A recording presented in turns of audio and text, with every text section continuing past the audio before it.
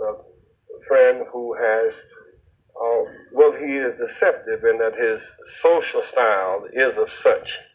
One can miss his seriousness and his commitment for their success is beyond argument. When we opened this Wall Street project and we talked about it, he gave us space at 40 Wall Street, which was to make a statement about our having a presence there. And beyond that, in terms of reaching out and being inclusive, he's done that too.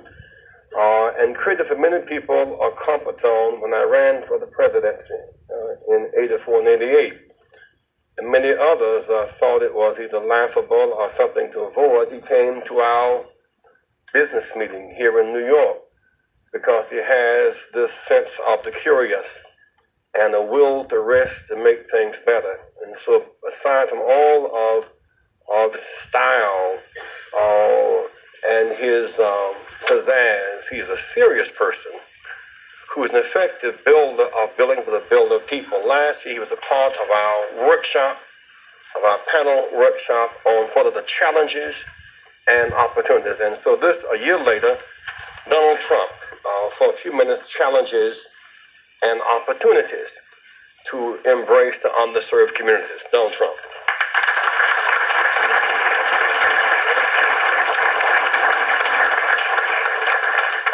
Well, it is an honor to be here, and I was with Jesse last year, and we had a lot of fun, and it was a little different. Jesse started off by saying, most of the wealth in this country is in the hands of a few. And I thought to myself, is that a bad thing? What's wrong with that, Jesse? But he did have an expression last year, and I was just telling Roger, he had an expression last year, the wall on wall must fall. And you haven't used it today, and I'm very disappointed in this, Jesse, because I thought it was a great expression. And I heard the expression about 14 times, and then he came to me at the end of the session, and he said, listen, I want some office space in your building on Wall Street, because the wall on wall will fall. And I said, it's okay, Jesse, I'll make a good deal with you. I'll get you some space. You'll pay about $40 a foot. And he said, no, I don't want to pay 40. I said, how about 30? No.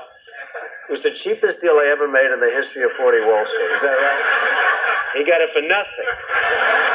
He's a very tough negotiator. We know that, right? Nah, he's a terrific guy. We love him, and I'm here for him. And the snow came, and I said, gee, nobody's going to show up, and look at this place, it's packed.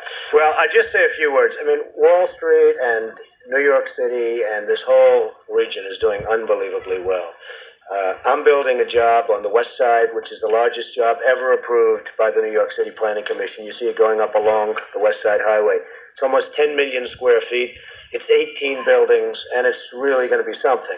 I will tell you, a large percentage of the people, and especially in construction, that are building these great jobs are black and minorities, and I'm very proud of it. We have close to 25%, and I think the number's going up, and they do a great job. There are no better builders than we have in New York, and a big percentage of that is black and minority folks. So I just want to thank everybody in the room for being here. I look forward to some questions, and then I don't know how we're ever going to leave this building today, because if you look outside, it is terrible, but we'll figure a way. There's always a way, and thank you, Jesse, and congratulations.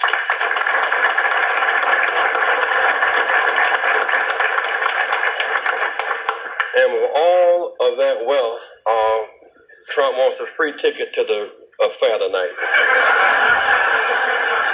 You can't make this up. Now, did you catch the part when Reverend Jesse Jackson said that as a black man, when he first ran for president, Donald Trump was one of the only people who came in support of his campaign? When other people thought it was laughable, Donald Trump was there. Exactly. But the fake news media today is trying to tell you and I that this man here has always hated black people and minority. That he's a racist. You can't make this up. I found this video online and I had to share it. You let me know what you think about this in the comment section. God bless you and your family. God bless Donald Trump. Catch you on the next one. Wow. Later, Donald Trump, for a few minutes, challenges and opportunities to embrace the underserved communities. Donald Trump.